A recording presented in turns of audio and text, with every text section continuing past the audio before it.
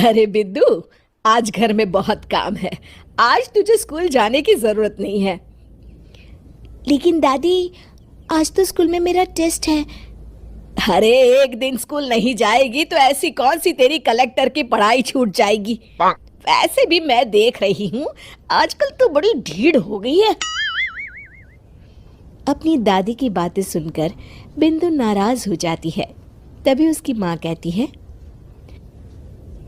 अरे बिंदु, इतनी छोटी बात पे मुंह फुलाने की क्या जरूरत है। दादी बिल्कुल सही कह रही हैं।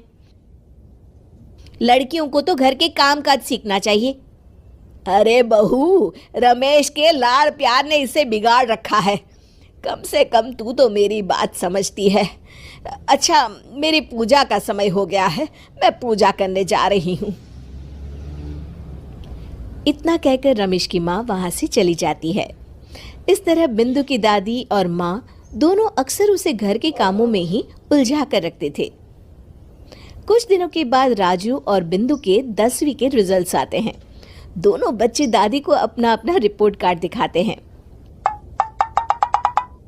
शाबाश मेरे लाल, तू तो बड़े अच्छे नंबरों से पास हुआ है। तभी बिंदु कहती है, दादी, मैं भी अच्छे नंबरों से पास हुई हूँ। रमेश की माँ बिंदु को अनदेखा करते हुए कहती है, हाँ हाँ ठीक है, अभी यहाँ खड़ी क्या कर रही है, सुन लिया मैंने। जाकर मेरे लिए चाय बना कर लिया। बिंदु उदास होकर चाय बनाने किचन में चली जाती है। तभी राजू कहता है, दादी, मैं क्रिकेट के कोचिंग सेंटर में एडमिशन लेना चाहता हूँ। अरे वाह राजू बेटा, ये तो तूने बड़ी अच्छी बात कही। तू कल ही अपना एडमिशन करा ले, जितनी भी फीस होगी मैं दे दूंगी। अरे एक दिन मेरा पोता विराट कोहली बनेगा। इस तरह अक्सर रमेश की माँ अपनी पोती बिंदु के साथ दुर्व्यवहार करती थी। कुछ दिनों के बाद रमेश की माँ और उसकी पत्नी दोनों सास बहू मिलकर राजू का एडमिशन अच्छे स्कूल में करवा देते हैं, लेकिन बिंदु का एडमिशन नहीं करवाते। इस बात से नाराज होकर बिंदु अपनी दादी से कहती है, लेकिन दादी, मुझे भी आगे की पढ़ाई करनी है। अरे क्या करेगी आगे की पढ़ाई लिखाई करके, हैं? आज से ये पढ़ाई का भूत अपने दिमाग से उतार दे। इतना कहकर रमेश की माँ वहां से चली जाती है।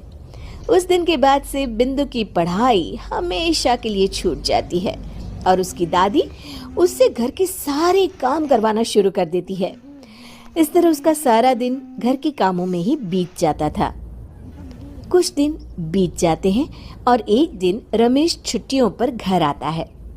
बिंदु को घर के काम करते हुए देख उससे कहता है, अरे बिंदु बेटा, तुम स्कूल नहीं गई?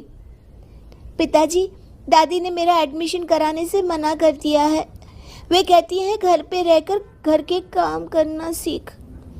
अपनी माँ का ये बर्ताव देख रमेश को बहुत गुस्सा आता है और वो अपनी माँ से कहता है, माँ, ये तुमने क्या किया? आगे की पढ़ाई के लिए स्कूल में बिंदु का एडमिशन क्यों नहीं करवाया?